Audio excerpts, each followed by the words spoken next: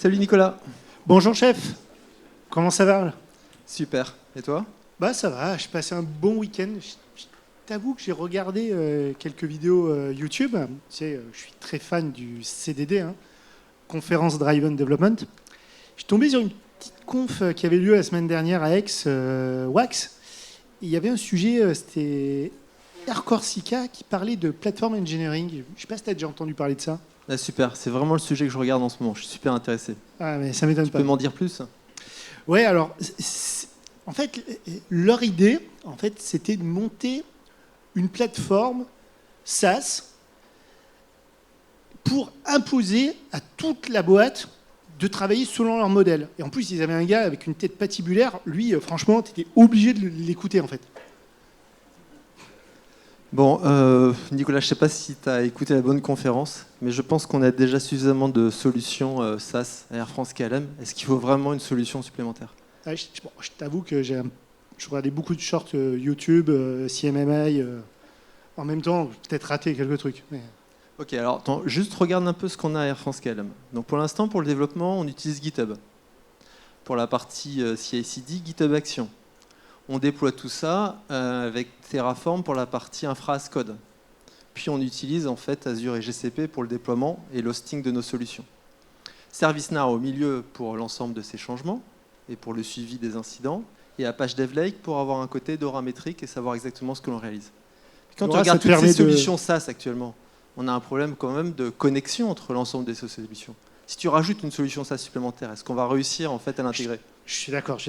J'ai pas suivi la conférence. Je suis désolé. Et Dora, c'est pour shipper les trucs en prod? Non, c'est pas Dora l'exploratrice, c'est Dora les métriques. Mais on verra après. Oh. Backstage, tu connais ou pas? Alors Backstage, c'est une solution en fait qui est proposée par le CNCF, le Cloud Native Computing Foundation. Et le but, clairement, et là, il y a des visionnaires. Forrester, tu connais, c'est ce qu'il faut vraiment mettre à l'avant. Non, moi, je suis pas chef. Je lis ni Gartner ni Forrester. Donc ils disent clairement que pour 2024, ça sera la solution classique à déployer sur le cloud. Pourquoi? Parce qu'en fait, c'est une solution qui permettra en gros de fédérer les développeurs et les opérateurs, donc de pouvoir travailler ensemble et être sûr finalement qu'on adhère l'ensemble de la chaîne DevOps pour l'ensemble des acteurs en fait Air France KLM. Bah, pourquoi pas, hein. Mais c'est quoi ton truc? C'est pas un SaaS, c'est un projet, c'est un framework? Non, c'est vraiment une solution open source. Donc derrière la solution open source, tu as plusieurs choses intéressantes dans cette solution. Donc déjà, c'est Spotify qui avait exactement la même problématique que nous, c'est-à-dire une solution sur laquelle il est important de pouvoir avoir une version qui est scalable, sur laquelle on peut étendre la solution avec des plugins supplémentaires. Donc je pense que vraiment, si on a ce type de solution, ça nous permettra d'essayer de fédérer les personnes et chaque équipe pourra en fait rajouter son plugin et sa fonctionnalité. Ça peut m'intéresser, oui, puisqu'en plus Spotify, ils ont beaucoup d'équipes distribuées. Bah, c'est un peu comme nous, Air France, KLM, on a des personnes en Hollande, en France, sur différents sites. Mais alors, c'est quoi? Tu veux refaire un portail clicodrome? Parce que bon, tu connais nos apps, hein, ils adorent cliquer partout. Ou tu veux plutôt avoir une approche... je ne vais pas dire moderne, mais orienté code, Git. Qu'est-ce que tu as en tête, en fait? L'idée, ça ne serait pas de répéter ce qu'on a déjà. On a déjà le système classique, le module ServiceNow, le formulaire vient sur le formulaire et peut automatiquement lancer un système de script, soit Ansible, soit Terraform, pour pouvoir créer son infrastructure. Mais le problème, c'est qu'on ne peut pas gérer la LCM. Donc effectivement, on fait de l'infra as code. LCM, c'est quoi, là? La LCM, le Lifecycle Management. Ah, mais ça, on s'en fout, ça, nous. Ah non, c'est la partie qui ça, c'est le run qui s'en occupe. Non, c'est... Le day one, on déploie, après le day two, c'est plus notre problème. Non, honnêtement, c'est le gros problème quand on a un gentil consultant qui arrive, qui n'a pas forcément d'expérience sur le long terme, par rapport aux anciens qui sont là depuis 15-20 ans, qui ont la vieille LCM à maintenir en même temps. Non, c'est vraiment la chose clé qui peut changer avec cette solution. Pourquoi? Parce que maintenant, on va pouvoir délivrer éventuellement le code directement aux développeurs. Tu veux filer du code aux développeurs pour gérer l'infra? Un code peut-être simplifié, mais au moins géré par les développeurs pour qu'on puisse potentiellement avoir en même temps des évolutions fonctionnelles et des évolutions d'infrastructure et éviter des dettes techniques. Donc je veux vraiment en fait, qu'on puisse arriver à cette solution d'infrastructure optimisée dans laquelle on peut gérer la LCM dynamiquement et éviter les dettes techniques. D'accord. Bon. Je veux bien, mais aujourd'hui, notre manière de travailler, c'est plutôt de créer des tickets. Au moins, on a une traçabilité. Pareil pour l'update. On se fait des mails. Bon, quand les personnes ne relancent pas, on met en copie leur chef. Comme ça bouge un petit peu. Bonne solution, hein. Bon, ça marche avec quelques semaines près, hein, je veux dire. Et avec un peu de chance, pour les gens les plus smart, ils demandent la suppression aussi des ressources. Ça te plaît pas? Non, c'est vraiment la solution sur laquelle on a un échec. Et sur le long terme, on a systématiquement une dette technique. Le but, c'est de se passer de ces mails, de cette communication passive dans laquelle le développeur, en gros, va prendre en considération ton action uniquement lorsqu'il aura le temps. Et comme il a plein de contraintes côté métier, tu sais très bien qu'il ne va pas le faire. Et donc, peu à peu, on va avoir une dette technique. Alors, je comprends ce que tu veux faire, mais les ops, alors, ils connaissent, ils veulent tout contrôler. Comment tu veux gérer ça, en fait, techniquement? Certes, on veut quand même regarder ce qui se passe. On veut donner la clé de la voiture, mais on veut quand même aussi donner la possibilité de contrôler un peu la voiture. Donc le développeur, pour pouvoir contrôler ce qu'il va faire, on va pouvoir peu à peu créer des dashboards et se rassurer potentiellement avec ce qui a été délégué aux développeurs avec ces dashboards. Ok, alors, en même temps, si on veut updater des choses, je me mets d'un point de vue de développeur, hein. Dans ma vie précédente, j'étais développeur Java et je me rappelle qu'il y avait un concept avec Maven qui est de dire que la convention est plus importante que la configuration. Donc ça peut marcher si tout le monde suit certaines conventions. Mais les conventions sont fondamentales. Si on n'a pas en fait de convention, on sait très bien qu'au bout d'un moment, on ne pourra pas gérer une LCM active. Parce qu'on va avoir N façons de faire par plusieurs développeurs. Le but, c'est vraiment de forcer des normes. Donc pour ça, on a plusieurs solutions. On peut par exemple aussi faire un dashboard du non-suivi, en gros des conformités suivant les règles Air France KLM. D'accord, donc tu bloques pas, mais tu contrôles a posteriori. Voilà, et j'informe. Et j'informe au développeur suffisamment vite, voire même s'il est dans sa branche et pas forcément dans le main, pour dire attention, tu es en train de diverger. C'est pas tout à fait sérieux ce que tu es en train de faire. Pourquoi pas, ouais, c'est une solution. Moi j'aime bien tout bloquer. Mais bon. Et pour la suppression, donc bon, ça devrait être un petit peu plus facile, mais en même temps, comment tu gères le fait de supprimer ou pas des environnements? Comment tu gères tout ceci? Si tu veux plus faire de mail. On parle tous en fait du Green IT maintenant. Il est important de pouvoir maîtriser son infrastructure, voire décommissionner en automatique dans les environnements de dev et de recettes. Donc là, l'idée, c'est en gros, si le développeur ne met pas de marqueur sur son infrastructure, on pourra potentiellement décommissionner en dev et en recette. Marqueur, c'est des labels. Marqueur, un label permettant de dire effectivement, moi je travaille en 24/7, je suis un super développeur, je travaille tout le temps. Donc effectivement, dans ce cas-là, on pourra lui laisser son environnement. Mais c'est important que le nettoyage ne soit pas uniquement fait de temps en temps quand on a le temps. Donc ça soit automatisé. Que la poussière chez chacun, ça s'accumule avec le temps. C'est un gros changement de mindset, tout ça. Moi, je te propose un truc, c'est... De toute façon, tu as accepté mes congés. Je pars 8 mois en congé. Là, je fais un petit tour avec mes points Air France autour du monde. Je reviens dans 8 mois. T'es sympa, mais je comptais sur toi pour mettre en place tout ça. C'est le principe des prestats. Hein, tu sais, on est là, on n'est plus là. Bon, j'aurais jamais dû lui donner les miles nécessaires. Bon. Hop, comment ça va après ces 8 mois? C'est super, Nicolas. Tu vas voir le concept qu'on avait imaginé, on a réussi à le mettre en place. Ah, sérieux? Tout n'est pas encore terminé, mais ça a vraiment bien avancé. Ah, ça m'intéresse parce qu'en plus, pendant les 8 mois en avion, j'ai eu le temps de lire quelques bouquins, dont un Teams Topology. Il faudrait que je t'en parle aussi. Tu vas voir, j'espère qu'on a presque réalisé ton rêve pendant tes 8 mois. Oui. Donc si. déjà, on a réussi à mettre en place une équipe DevOps transverse. On a arrêté le classique problème de positionnement, d'un côté les devs et d'un côté les ops. On a mis en place en fait une réunion une fois par semaine avec des DevOps Champions, représentant en fait ce qu'on voulait mettre en place. On a eu des contributeurs en fait de toutes les directions. Ah oui, parce que là, je vois qu'il y a vraiment des gens de très très divers. Hein. DBCC, Database Competence Center, ça n'a rien à voir avec...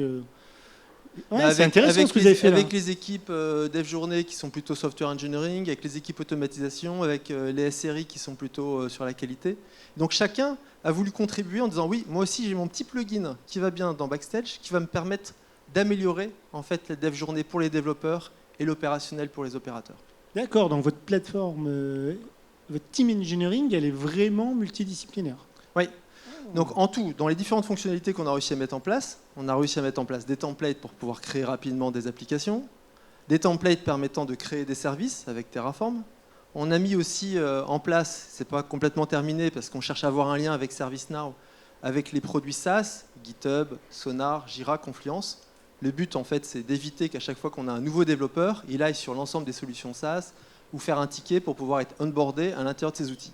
Ah oui, parce que moi j'aimais bien ça, je passais ma vie à créer des tickets pour les autres prestats, pour qu'on ait un accès à Jira, à GitLab. Non, c'est terminé, c'était une ancienne vie. Et qu'est-ce qu'on va faire nous alors après ? T'inquiète pas, il y aura plein de choses à superviser. On rajoute également en fait, des services à l'intérieur qui permettent maintenant de donner des droits supplémentaires aux développeurs à la demande. Par exemple, on a un incident en production, les développeurs n'ont pas accès aux bases de données en production. On a besoin d'une élévation de privilèges. Ah, comme l'Azure PIM. Exactement. Donc ils vont pouvoir passer en fait, par Backstage pour faire cette demande. Et pendant un temps donné, ils pourront avoir directement accès à leur base de données en production avec un droit read-only et au moins prévenir les data owners de ces bases de données pour être sûr qu'on est compliant en termes de sécurité. Ah, je comprends pourquoi tu as impliqué les gens, parce que si tu les avais pas impliqués, que tu avais fait ça dans leur dos, je pense que les connaissants... Non, le but c'est vraiment de travailler avec cette nouvelle communauté. C'est une communauté qui tourne vraiment bien maintenant et on sent vraiment l'espérance en fait, de certains développeurs en termes d'amélioration de process encore. C'est-à-dire qu'on n'est pas simplement sur l'outillage qu'on propose. Et on a fait une présentation il y a 2 semaines, il y avait 450 développeurs, tout le monde applaudissait sous Teams. Ce n'est pas uniquement ce qu'on leur propose, c'est aussi en fait, tous les process qu'on doit encore améliorer, la création des applications dans ServiceNow. Donc on a encore des process à améliorer. Ouais, c'est intéressant. Bon, maintenant, moi je crois que ce que je vois, donc comme Saint Thomas, vas-y, je peux avoir une petite démo là ? Alors je suis déçu vraiment que tu aies besoin de voir pour croire. Mais bon. Donc voilà Backstage. Donc tu vois, il a été déployé. C'est pas uniquement du slide que je te présente. L'instance de dev. Ouais. Donc ici, en fait, on a un environnement je veux bien que tu commences par Rome, s'il te plaît, parce que je connais pas ton truc là. C'est quoi component, type, c'est quoi tout ceci ? Dans cette partie-là, dans Backstage, les 4 premières entrées sont des entrées en fait pour gérer le catalogue. Donc dans Backstage, il y a un système de métamodèle qui va permettre de rajouter facilement des entrées à l'intérieur de ton métamodèle. Les entrées peuvent être de différents types, type composant, groupe, location, system, template, user. Donc là, par exemple, si je vais sur la partie groupe, je vais avoir l'ensemble des groupes en fait Air France KLM. Ça vient de l'AD ? Non, c'est directement extrait de GitHub. C'est-à-dire qu'en fait, il y a un connecteur de Backstage vers GitHub qui permet de récupérer l'ensemble de ces groupes. D'accord. Au même titre, il y a également des connecteurs avec Microsoft Graph vers les groupes Active Directory. Enfin, maintenant, et tout ça, c'est des choses qui sont fournies out of the box par... Alors, qui sont fournies, mais attention, on discute de temps en temps avec quelques consultants extérieurs, il faut quand même un petit niveau d'expertise. C'est quand même un truc open source dans lequel, quand tu lis la documentation, tu te dis, j'ai pas tout à fait compris ce qui était marqué. C'est quoi comme techno derrière ? C'est du Node.js front-end React. Donc, si tu veux, c'est du classique pour les développeurs, donc il n'y a pas trop de difficultés. Et derrière, tu avais Component ? Alors dans les composants, nous on a commencé à faire une classification dans les composants. On a mis par exemple quels étaient les GitHub repositories.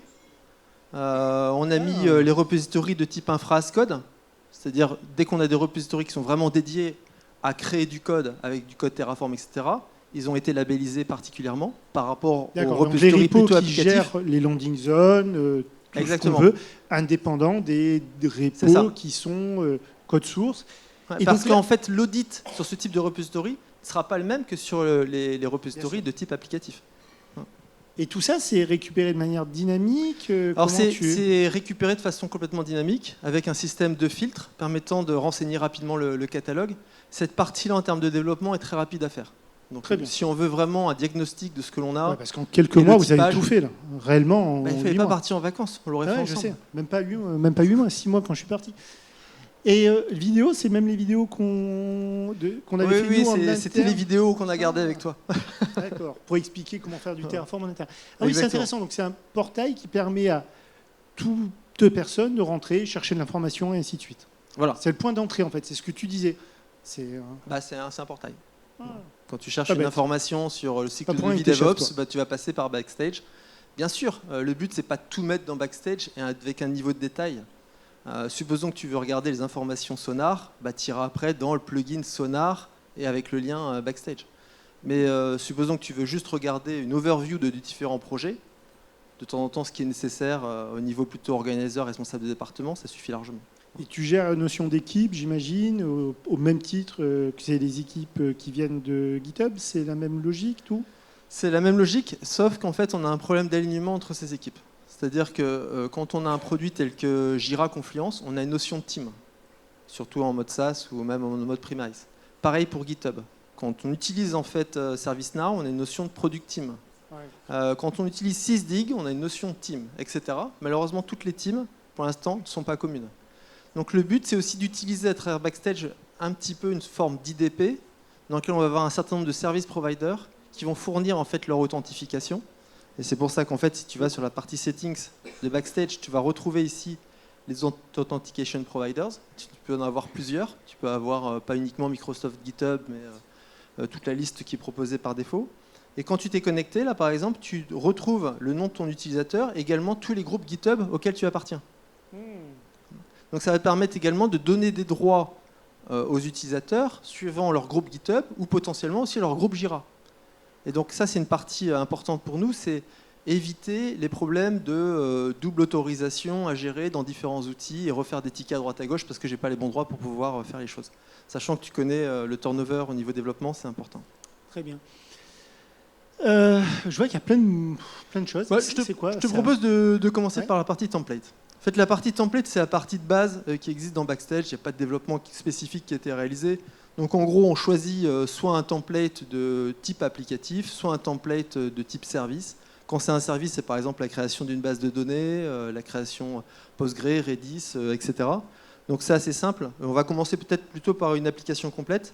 Je te propose de prendre une création d'une application Spring Boot application, qui est le truc classique chez nous, un back-end Java.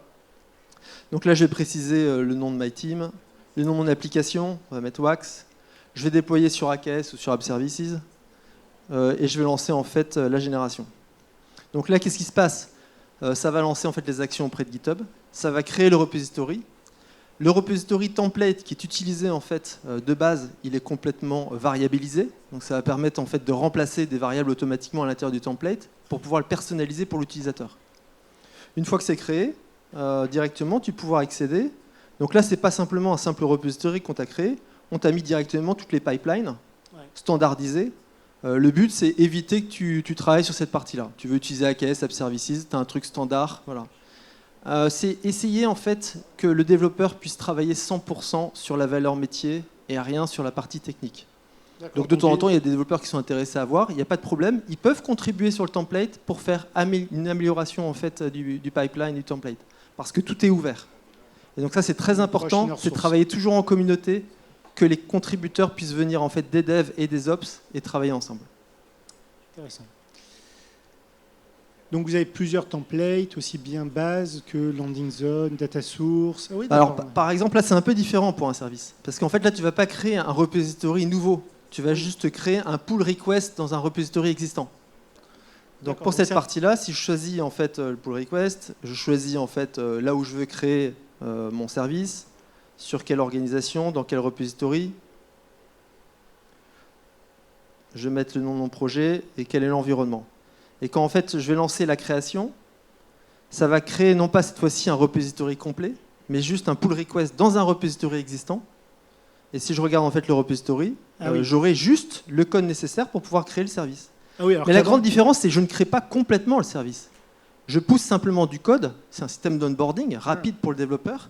Lui, il va pouvoir regarder en fait les fichiers qui ont été proposés et il va pouvoir dire bah ok, maintenant j'ai un démarrage en fait de service Postgre. Il va pouvoir changer en fait ses valeurs avec la documentation et son service va pouvoir être déployé. Oui, alors qu'avant, on passait notre temps à dire aux utilisateurs d'aller regarder dans Terraform Cloud, Terraform Entreprise, la doc. Exactement. Ok, d'accord. Bah, le but, c'est vraiment d'accélérer, sachant que le code va utiliser directement un pipeline de référence qui a été aussi fourni dans le template de l'ensemble des repositories YAC, un phrase code. C'est très intéressant tout ça. Par contre, je vois qu'il y a encore plein de choses. C'est quoi qui est standard, pas standard là-dedans? Donc la doc, c'est pour centraliser la doc ou les liens de doc, j'imagine. Ouais, qui ça, au format Markdown. en fait, c'est des services qu'on n'a pas utilisés pour le moment. D'accord. Sur la partie API, ça peut être intéressant si on a une partie REST API qu'on veut pouvoir gérer, par exemple les fichiers type Swagger, OpenAPI. Voilà. La partie doc, pareil, ça peut être en fait une gestion des README. Tout ça, on les utilise pas parce qu'on avait déjà en fait un existant avec un module de gestion en fait des API, et côté doc, on était plutôt parti sur Confluence plutôt que du Markdown. D'accord. Je te laisse. Je te propose de passer sur la partie métrique. Bon, on a besoin en fait de savoir à peu près où on en est. Donc on fait des petits diagrammes à droite à gauche pour savoir où on en est en termes de développement. Donc ça, c'est le truc classique. Alors, par contre, on parlait tout à l'heure, tu m'as parlé beaucoup de LCM. Tu peux m'en dire un petit peu plus? Parce que on soit bien d'accord, hein. Le day one, on déploie, c'est facile, on se porte tous. Et après, le day two, c'est comment on fait les mises à jour, comment on fait vivre les projets. Ah oui, ça, le database access, c'est de ce dont tu me parlais tout à l'heure? C'est l'élévation de privilèges? Ça, c'est justement l'élévation de privilèges. Donc en fait, on a une table ici qui permet de valider avec l'ensemble des métiers que les métiers autorisent bien les développeurs d'accéder à leur base de données dans leur domaine métier.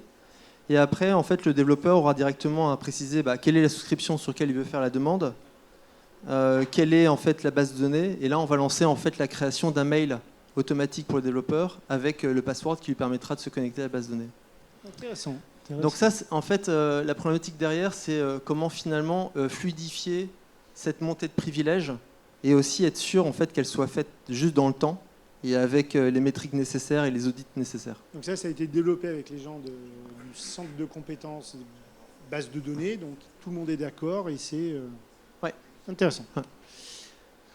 Bon, après, tu as la partie sur laquelle nos amis de l'équipe automatisation ont le plus développé, c'est vraiment le suivi cette fois-ci de tout ce qu'on a déployé sur Azure et sur GCP.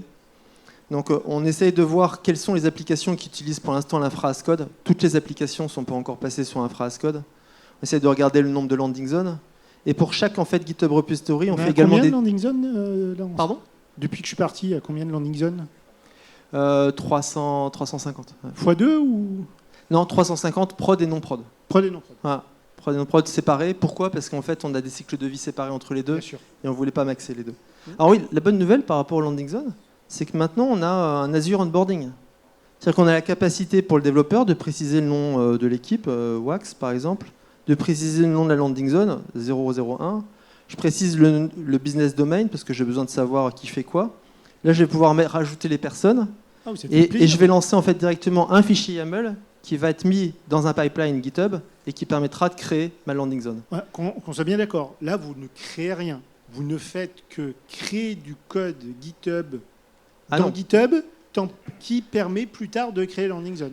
Non, là, on crée un fichier YAML qui est utilisé par le GitHub Action du pipeline qui va utiliser le Terraform qui a été justement... Le cauchemar sur lequel je passais avant du temps infini avec les développeurs. Donc voilà. Là, en fait, donc là, plus de tickets Jira, plus d'attente, tu as directement ton environnement. La difficulté, c'est peut-être d'éviter le côté trop facile. C'est-à-dire que on est à 350 landing zones. Est-ce que vraiment on a une bonne consolidation de nos landing zones ? Il ne faudrait pas qu'on ait une explosion du coût. Là, ça devient trop facile d'utiliser le cloud. Donc il faudrait peut-être surveiller un peu cet aspect-là. Pareil pour GitHub Yak. On a fait aussi, pas GitHub Yak, excuse-moi, GCP Onboarding. On a fait aussi un système en fait pour créer un projet GCP. Ouais, j'ai vu des petites spécificités sur les share services. En fait, comme chaque système a ses particularités, effectivement, le wording, on va dire GCP n'est pas le même que Azure. On aurait bien aimé qu'ils travaillent de concert, les cloud providers, mais ils sont plutôt à la compétition. Donc c'est clair que pour un développeur standard, de temps en temps, en termes de support, on est obligé de lui expliquer pourquoi sur GCP, il y a un système de réseau à comprendre, quelle est la partie shared. Donc c'est un peu plus compliqué, mais réciproquement, une fois qu'il a fait la création de son GCP project, il peut directement créer le service à l'intérieur de son projet. C'est chaud. Sur la partie GitHub Yak, on a rajouté aussi une partie, alors pas uniquement audit du projet GitHub permettant de voir les différents modules Terraform, les versions qui ont été utilisées. Ah oui, alors ça me parle, parce que quand je suis parti, on commençait à versionner proprement Côté Ops, parce qu'on est bien d'accord que c'est plutôt les Ops qui produisent les modules Terraform que les devs consommés. Oui, donc ça n'a pas changé. C'est-à-dire que le but, c'est toujours avoir en fait un Terraform module qui est validé par les Ops. Pourquoi? D'une part, pour avoir du côté dev une simplification, pas forcément avoir un module Terraform trop complexe. Et le deuxième point, c'est aussi pour que le module Terraform puisse être davantage agnostique avec le cloud provider. C'est-à-dire que là, on maîtrise davantage ce qu'on va distribuer et on peut contrôler davantage certaines valeurs à l'intérieur du module Terraform. L'inconvénient de cette solution, c'est qu'il n'y a pas une pleine possession de la part des développeurs de l'ensemble des modules Terraform. Mais on a certaines équipes maintenant qu'on appelle des service owners, comme par exemple IoT Hub. C'est une équipe en fait à Air France KLM, tu sais, on a besoin que d'un hub IoT. On leur donne plus de privilèges et eux, ils ont la possibilité de travailler au niveau module Terraform. Ils ont fait leur propre module Terraform. Un cas particulier. Mais un cas particulier. On a fait aussi quelques diagrammes par rapport au déploiement de l'ensemble des services. Donc là, on sait exactement quelles sont les versions et quels sont les différents services déployés. Donc on a possibilité de suivre ça. Voilà. Tu veux voir autre chose? Je reviens au LCM, là. Tu vas en parler, mais parce que finalement, la promesse, une promesse peut être toujours un mensonge. C'est quoi? Comment tu gères le cycle de vie? Alors, il y a en fait un système qui est un peu complexe. C'est que, tu sais, on a mis en place les normes, mais il y a quand même de temps en temps des dérives par rapport aux normes. Donc, on essaie de les surveiller, notamment avec des scans. Donc, je te montrerai après, on a des plugins permettant de scanner ce qui existe dans les codes, ce qui existe du côté Terraform avec les states, et ce qui existe aussi côté Azure et côté oui, GCP. tu es obligé de croiser les trois pour savoir s'il y a une anomalie. Pourquoi? Parce que le code, c'est voir si le code est développé correctement. Le state, pour savoir si le GitHub Action a été tourné pour pouvoir créer le service correctement et si le state a changé. Et la partie service pour faire le diagnostic au plus propre. Parce qu'il n'y a rien de pire que la dérive. Voilà, la dérive devient difficile. Et la bonne nouvelle, c'est qu'on voit qu'on commence à mettre en place justement une automatisation de la création des pull requests au niveau des GitHub repositories. Et donc, plus on fait en fait des pull requests, plus les développeurs ont tendance à utiliser systématiquement la norme. Pourquoi? Parce qu'en fait, le merge devient plus compliqué pour eux. S'ils n'ont pas suivi la convention, ils ont plus de travail de merge. Et donc, au bout d'un moment, ils disent « Ok, je respecte la norme, j'arrête de commencer à diverger avec mon propre nom de fichier, mon propre service, etc. » On revient toujours à la convention et critique. Oui. Donc, on a en fait identifié 3 formes différentes de LCM. La première forme, c'est un upgrade simple de module Terraform, un peu à la dépend d'Abot. Je passe d'une version 1 à une version 2. La deuxième forme, c'est plus compliqué. C'est par exemple, je change de version Terraform, mais je vais rajouter par exemple un attribut à l'intérieur. Ça peut être le cas pour un fichier HCL, ça peut être le cas aussi d'un fichier YAML. Donc dans ce cas-là, en fait, j'ai besoin généralement d'avoir un processing qui va scanner le code avant de créer les pierres, parce que je vais devoir justement proposer dans mes pierres cet attribut supplémentaire qui était manquant suite à un changement de version. Donc ça, c'est une partie qu'on a développée avec la possibilité pour les service owners de mettre le code JavaScript. D'ailleurs, on essaie de vérifier qu'on n'a pas d'injection de code. Le but, c'est de pouvoir updater des dizaines, voire des centaines de repos, en gros en faisant des pull requests massives, sans pousser en prod et en laissant bien aux développeurs la responsabilité de merger puis de déclencher. C'est ça. C'est-à-dire que c'est trop risqué en fait d'aller jusqu'en production. Ce qu'on fait simplement, nous, c'est du pull request, du merge à la main des développeurs. Ils contrôlent, ils savent quand est-ce qu'ils veulent déployer leur infrastructure en même temps que leur applicatif. C'est parfait en fait. Donc là, par exemple, tu as la partie justement gestion du template repository. Tu sais qu'on a une version de template qui a été utilisée pour tous les... Template GitHub. Voilà, c'est ça. Très bien. Le seul problème, c'est qu'au fur et à mesure, tu as une version 1, version 2, version 3. Donc on a aussi de temps en temps des repositories qui ont été créés avec des anciennes versions. Donc on a besoin de repousser les modifications qui ont été faites sur le template. Donc on a en tout 4 templates différents. Un template sur Azure, un template sur GCP et des templates sur la partie Terraform Module qui peuvent aussi évoluer. Donc par exemple, supposons que je prends le template sur la partie Azure, je vais pouvoir sélectionner en fait quels sont les GitHub repositories suivant ce template. Je vais pouvoir sélectionner en fait quels sont les différents pull requests que je veux supporter. Donc là, je vais avoir les pull requests qui sont encore ouvertes, qui sont à pousser au niveau des GitHub repositories. Et je vais même pouvoir faire du cherry picking, de choisir à l'intérieur de la pull request quels sont les fichiers que je veux pousser.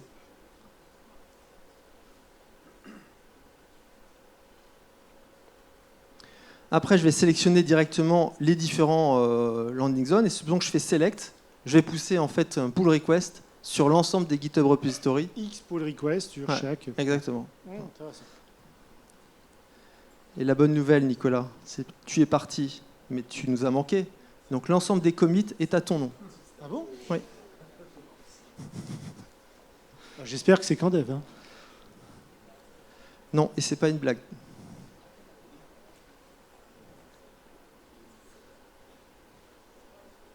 Donc là, j'ai créé directement le pull request. Donc tu vois backstage LCM based on blablabla, le nom du PR qui a été utilisé sur le repository from le template. Et là, je vais avoir en fait les différences qui est proposé. Et là, qu'est-ce que je vois? Qui a travaillé? C'est Nicolas en fait qui a commité. Voilà. Même si je suis plus chez vous. Eh non, non, tu nous manques.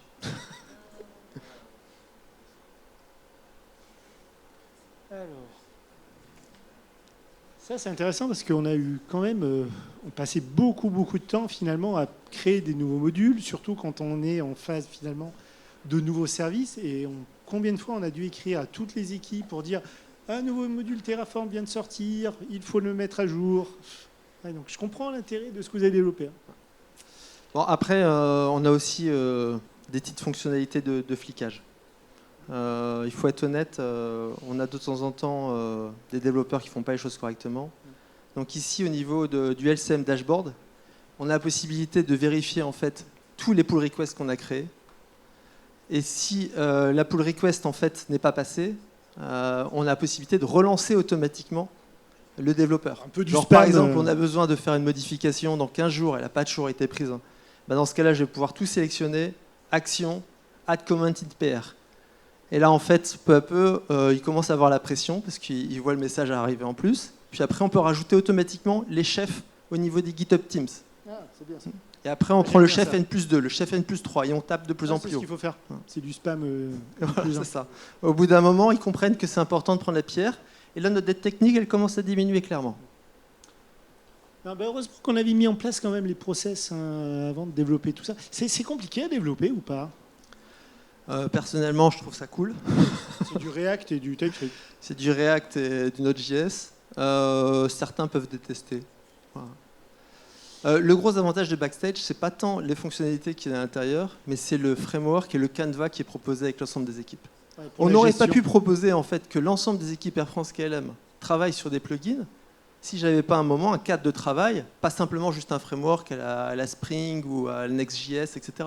Mais vraiment en disant voilà, vous voulez faire un plugin, voilà comment ça se passe. Vous voulez faire une extension, voilà comment ça se passe. Qui gère l'authentification. Et d'un seul coup, en fait, on a changé la façon dont on travaillait au niveau scripting ou au niveau édition de code. C'est-à-dire que quand l'équipe software engineer... Tu demandes à des ops aussi de coder ou... Ah bah ça, c'est aussi le changement. Oula. Et il y avait un blog qui était hyper intéressant de Backstage qui disait justement Backstage n'apportait pas simplement le portail, mais la capacité pour les ops de mieux comprendre le métier des devs à travers le développement aussi de plugins dans Backstage.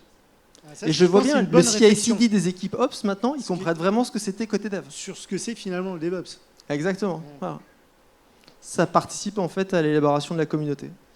Tu peux revenir juste sur les parties métriques, s'il te plaît? Parce que... Alors, la partie métrique, bon, c'est pas la partie aussi la plus intéressante, parce que certains nous disent qu'on est en train de fliquer un petit peu. L'intégration avec DevLake, c'est encore un autre produit au même titre que service? Bon, alors, DevLake, je vais peut-être le présenter. Donc, DevLake, c'est un super outil Apache. En gros, on crée un certain nombre de projets à l'intérieur. Le problème, c'est pour faire des DORA metrics, donc, ce qui va nous permettre en fait, de mesurer un certain nombre de métriques sur le code à partir de GitHub, notamment de voir des tendances. Il y a besoin de faire une configuration dans DevLake, notamment de rajouter les différents noms de projets, les repositories associés au projet. Backstage en fait s'occupe de faire automatiquement l'alimentation avec tout ce qui a été récupéré de GitHub. C'est vraiment un lien toujours. Ce que tu dis, voilà. C'est tu pars de Backstage, tu arrives à DevLake, qui lui est configuré, qui consomme tous les dépôts Git. D'accord. Voilà, il joue le rôle un peu d'orchestrateur au milieu pour donner les informations aux uns et aux autres et simplifier et éviter le ticketing. Et visuellement, ça se transforme? Alors visuellement, ça se transforme en des dashboards qui sont simples, c'est des dashboards Grafana. Et pour les dashboards Grafana, tu vas retrouver les fréquences de déploiement, le temps en fait de changement. Alors les failures ne sont pas encore disponibles parce que pour l'instant, malheureusement dans DevLake, on a un lien avec Jira. mais on n'a pas de lien avec ServiceNow. Et l'idée, c'est d'aller jusque en fait, la partie utile pour avoir justement la gestion des incidents. Oui, comme quoi c'est vraiment important. Backstage, il n'est pas là pour dégager ServiceNow, bien au contraire. Non, on s'appuie. C'est ce que je te disais par rapport au démarrage. Tu te rappelles, il y a 8 mois, tu disais on pourrait inventer un nouveau SaaS. Non, le but, c'est plutôt de valoriser 100% les produits qu'on a déjà. Et entre autres, on a un module DevOps au sein de ServiceNow. Et c'est aussi l'utiliser, mais pour ça, il y a aussi une configuration GitHub à assurer. Et Backstage joue le rôle en fait, d'orchestrateur au milieu. Très bien, tout ceci. Tu as autre chose à nous montrer ou... Non, je pense que c'est bon. Voilà.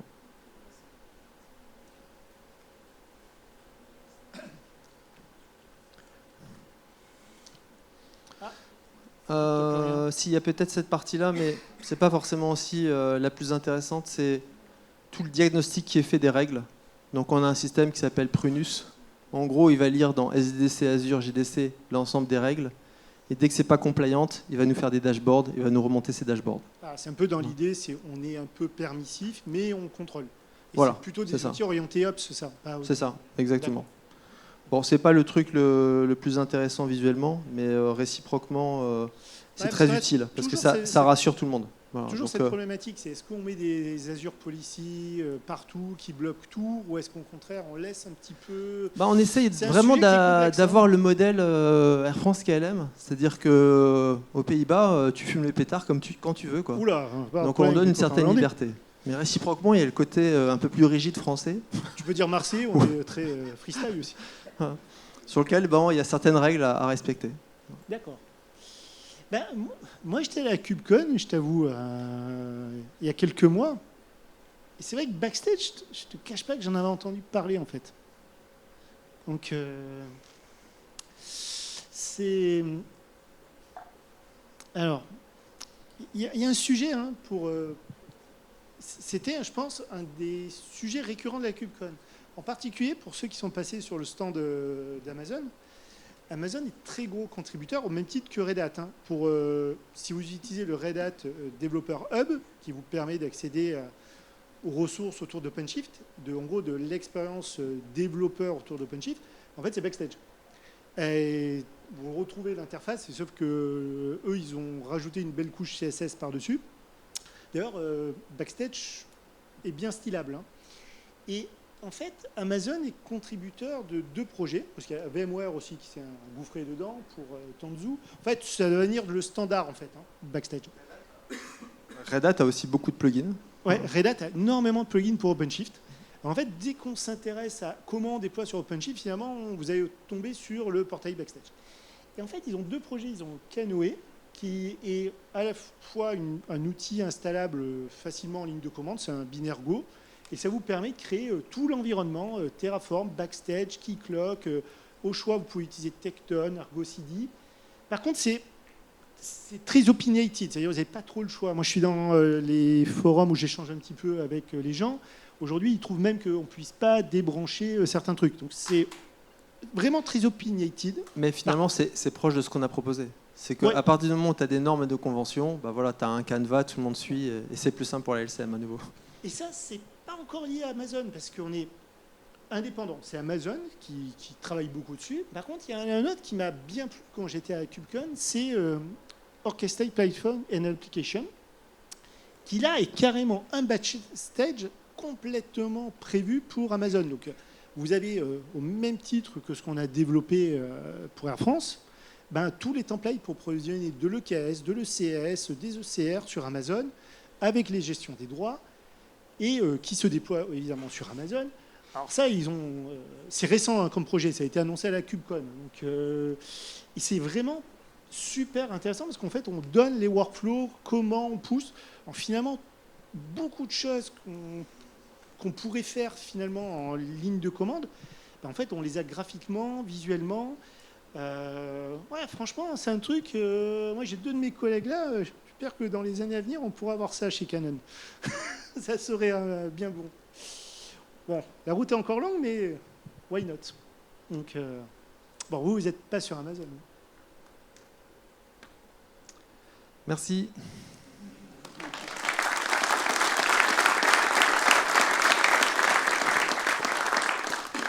Merci Cédric, merci Nicolas.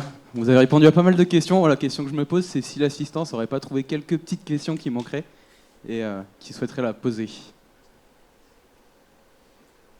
Ah bah non, du coup, ça a été clair apparemment ? Non, c'est bon.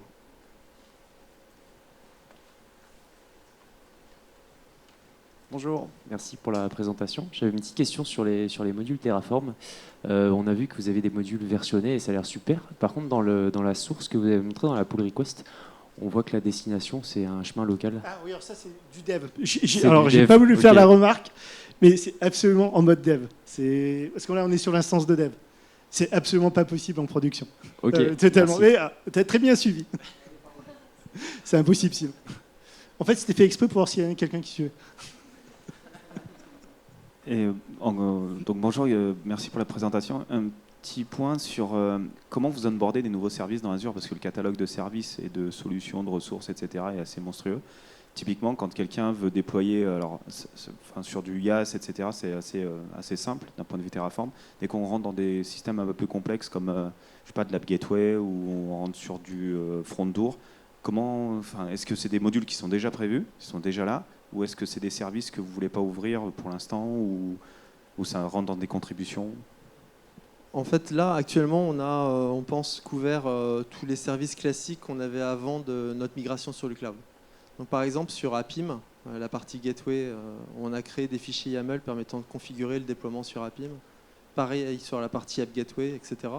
Donc, quand on n'avait en fait pas besoin de créer une instance avec un module Terraform, mais juste une configuration, on a créé, mais je peux vous montrer, en gros des fichiers à la cube. La personne de l'équipe qui était en photo, Jérôme Djebari, était à la GitHub Conf à San Francisco pour présenter en fait comment ils pilotent par exemple la configuration des load balancers via une syntaxe YAML inspirée par Kubernetes.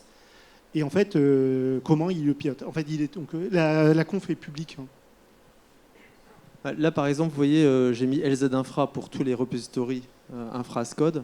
Bon, il y a 31 minutes modification de l'équipe crew, 34 minutes l'équipe DevSec, RI, il y a 40 minutes, etc. Donc on voit que ça bouge énormément. Quand on regarde en fait les fichiers à l'intérieur, je sais exactement la façon dont ça va être organisé avec les normes. Donc je vais aller par exemple sur la partie infra. Je vais retrouver l'App Gateway. L'App Gateway, on n'a pas besoin d'une App Gateway par une landing zone. Là, on a besoin d'une configuration. Donc, qu'est-ce qu'on fait dans ce cas-là ? On crée un fichier à la cube. Vous retrouvez un truc spécial appgateway.fklm.com v1. C'est super important de versionner, parce que comme ça nous permet de faire la LCM simple. Et dedans, on va mettre les règles qui vont être utilisées pour l'App Gateway. Et après, ce fichier-là est à nouveau digéré par le Terraform, maîtrisé par le service owner. Donc ça, c'est les cas spécifiques dans lesquels on n'est pas en capacité d'utiliser le module Terraform tel quel. Imaginons par contre, on a une demande, je sais pas, ésotérique, une base de données graph par exemple qu'on n'a pas directement disponible sur catalogue, un Neo4j managé qui sortirait côté Azure ou GCP qu'on n'a pas encore. On a Cosmos Graph, mais imaginons qu'on a ce besoin-là. On a deux modes dans ce cas-là. Soit en fait l'équipe dev devient service owner dans un quick win, elle va faire en fait dans ce cas-là son module Terraform.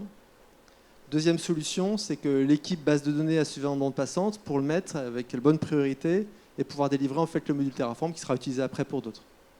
Mais on a ce mode en fait où l'équipe dev peut devenir service owner de certains modules Terraform avec ces DevOps Champions qui sont maintenant une communauté, on est autour de 45 lors de nos réunions weekly, qui ont la connaissance nécessaire au niveau Terraform pour pouvoir créer ces modules.